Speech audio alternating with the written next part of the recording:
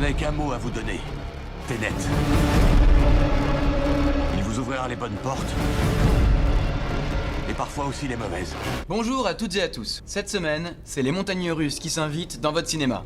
Le dernier film de Christopher Nolan est de sortie et il va vous retourner le cerveau. Tenet est le film tant attendu depuis la réouverture des salles de cinéma. Il était programmé le 21 juillet, puis le 12 août, et pour finalement sortir en salle le mercredi 26 août. Une sortie exceptionnelle car nous l'avons 2 semaines avant la sortie américaine.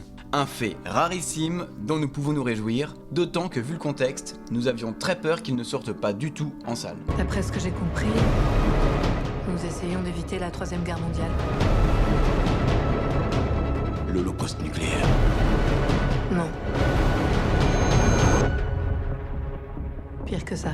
Finalement, il sort pour notre plus grand plaisir. Alors nous avons tout fait pour l'obtenir en sortie nationale, avec la possibilité de le voir en version française ou en version originale sous-titrée en français pendant 2 semaines. Comme je vous le disais, c'est l'occasion de vous retourner le cerveau pendant 2h30. Christopher Nolan nous a encore concocté un film dans lequel la réalité est totalement distordue. Concrètement, le principe c'est que vous pouvez lire le déroulement du temps de différentes manières, tout comme le titre Tenet peut se lire dans les 2 sens. Nous naviguons donc entre le temps, le film d'action, le film d'espionnage et un thriller haletant. Si vous en doutez, je vous invite à jeter un œil aux dernières réalisations de Christopher Nolan, déjà cultissimes. Interstellar, Inception, la trilogie Dark Knight, et si vous voulez découvrir une pépite trop peu connue de l'œuvre de Nolan, regardez Memento, ou Comment résoudre une énigme quand le personnage principal souffre d'amnésie chronique. Vous avez préféré mourir plutôt que d'abandonner vos collègues. Cette épreuve que vous avez réussie, elle n'est pas donnée à tout le monde.